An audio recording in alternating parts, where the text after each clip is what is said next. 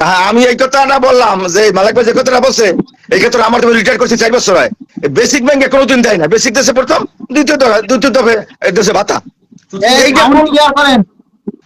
হ্যাঁ, এখানে নেটওয়ার্ক মানে একটু সমস্যা মালিক ভাই। আপনি কই আছেন? আমি মিরপুরে আছি, আমার সেজো ভাইয়ের বাসায়। আমরা একটু মিটিং করলাম, মিটিং শেষ, এর ভিতরে আপনাকে দেখছি লাইভে। আমি এর মধ্যে একটুখানি রিকোয়েস্ট দিলাম যে এসে পড়ছি কথা বলার জন্য। আপনি ইনশাল্লাহ চালিয়ে যান। আর কালকে তো আমাদের সরাসরি সাক্ষাৎ মিটিং হচ্ছে, আর মোবাইলে সাক্ষাৎ কথা বলবো। আর যারা লাইভে আছেন সারা বাংলাদেশের সংগ্রামী আমাদের এই পে স্কেল প্রত্যাশী যারা সহকর্মী এবং সহযোদ্ধারা যেখানেই আছেন, সবাই যেন এই 2 দিন আমাদের শতভাগ বাস্তবায়নের ক্ষেত্রে মাননীয় প্রধানমন্ত্রী যে নীতিগত সিদ্ধান্ত নিয়েছেন, আমরা তার পরিবারের একজন এবং তারই পরিবারের সদস্য, এবং প্রশাসনকে সমুন্নত রাখার জন্য, ভালো রাখার জন্য, সারা বাংলাদেশের কর্মচারীদেরকে সুন্দরভাবে তার অঙ্গনে রাখার জন্য আমাদের বাজার দরের সাথে মিলিয়ে পে স্কেলটা যাতে ওইভাবেই বাজেট রেখে নির্ধারণ করেন, এইটাই সকলের প্রতি আমার কামনা। আর মালিক ভাই, আপনি সারা বাংলাদেশের কর্মচারীদের পক্ষে অনেক কষ্ট করছেন। আমরা আশা করি খুব সাফল্যের দ্বার প্রান্তে, এবং আমরা আমাদের জন্য এই মুহূর্তে আমরা যেন আল্লাহর রহমতে সবাই যেন ঐক্যবদ্ধভাবে থাকি।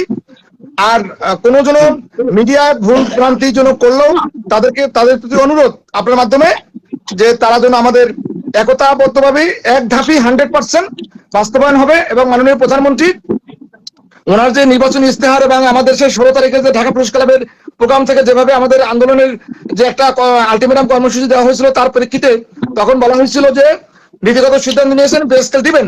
আমরা সেই মর্মে আমরা সন্তুষ্ট চিত্তে আল্লাহর রহমতে সরকারের অত্যন্ত অনুগত এবং সেবক হিসাবে দেশ উন্নয়নের যে দায়িত্ব আমাদেরকে সরকার দিয়েছে, তা আমরা যথাযথভাবে পালন করব।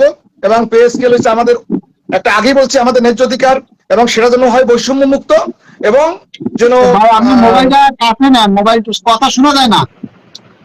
আসলে এখানে নেটওয়ার্ক একটু সমস্যা মনে হয়, যে একটু যেখানে আসি নেটওয়ার্কের সমস্যাটা মনে হয় একটু বেশি।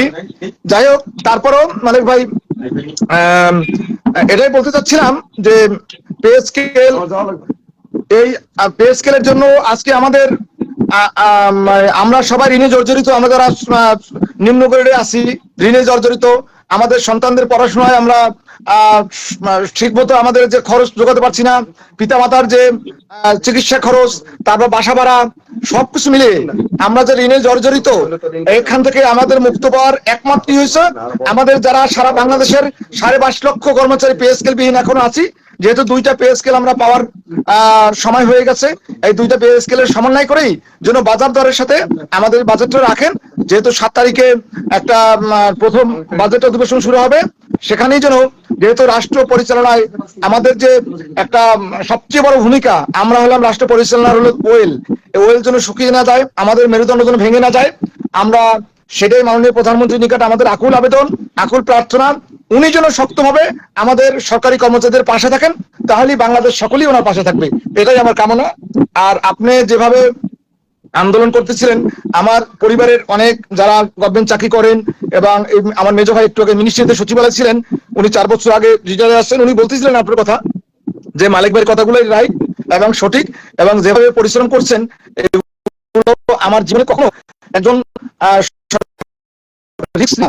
এবং সারা বাংলাদেশের উনি যে প্রজ্ঞাবান